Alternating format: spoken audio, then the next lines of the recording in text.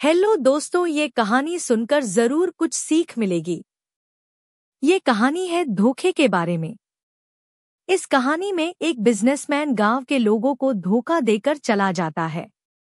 एक दिन गांव में एक बिजनेसमैन आता है और वो गांव वालों से कहता है कि मेरे पास एक स्कीम है और इस स्कीम से आप लोगों को अच्छा फायदा भी होगा।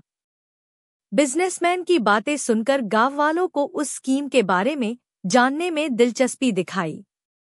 उस बिजनेसमैन ने गांव वालों से कहा कि स्कीम ये है कि मैं बंदर खरीदना चाहता हूँ और आप लोगों को मुझे बंदर पकड़ कर देने हैं।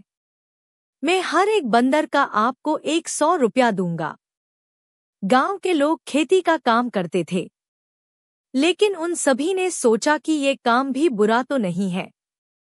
गांव के लोग अब बंदर पकड़ने में जुट जाते हैं।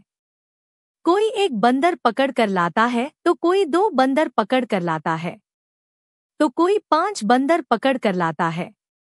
बंदरों के हिसाब से उस बिजनेसमैन ने गांव के लोगों को पेमेंट दे दिया।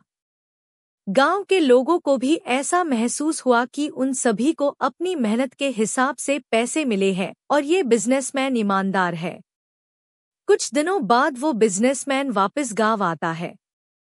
इस बार वो गांव के लोगों से कहता है कि इस बार मैं आप सभी को हर बंदर के 300 रुपए दूंगा।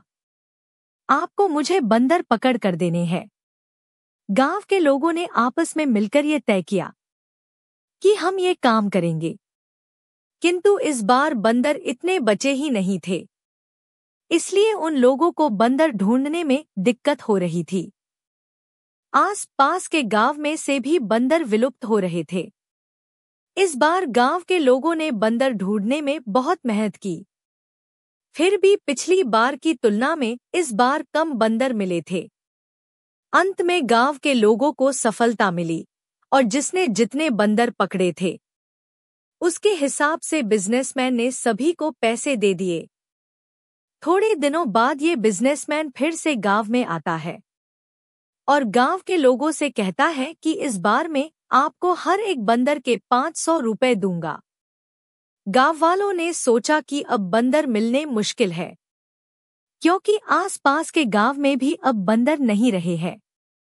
उन सभी ने मिलकर तय किया कि हम अपनी खेती में ही ध्यान देंगे और इस बार बंदर पकड़ने का काम नहीं करेंगे।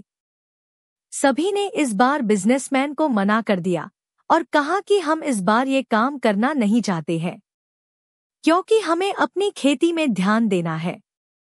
इस बार वो बिजनेसमैन चला जाता है।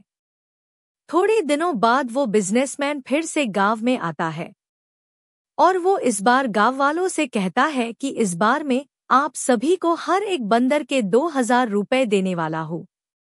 आप सभी को मुझे बंदर पकड़ कर देने हैं। बिजनेसमैन ने पहले भी गांव के लोगों को पैसे दिए थे, इसलिए उन लोगों को इस बिजनेसमैन पर भरोसा था। लेकिन बात ये थी कि अब बंदर बचे ही नहीं थे। गांव के लोगों ने उस बिजनेसमैन से कहा कि बात यह है कि अब बंदर बचे ही नहीं हैं और हमें मिलेंगे भी नहीं, इसलिए हम ये नहीं कर सकते हैं। बिजनेसमैन ने कहा अच्छा ठीक है, और वो निकल जाता है। लेकिन उस बिजनेसमैन के साथ उसका एक नौकर भी था और उसने गांव के लोगों से कहा कि मेरे सेठ तो चले गए, आप सभी चाहे तो मुझसे 1000 रुपए में बंदर खरीद कर सेठ को 2000 रुपए में बेच सकते हैं। गांव वालों ने कहा कि अच्छा ठीक है, हम ये करने के लिए तैयार हैं, क्योंकि उन सभी को उस बिजनेसमैन पर पूरा भरोसा था।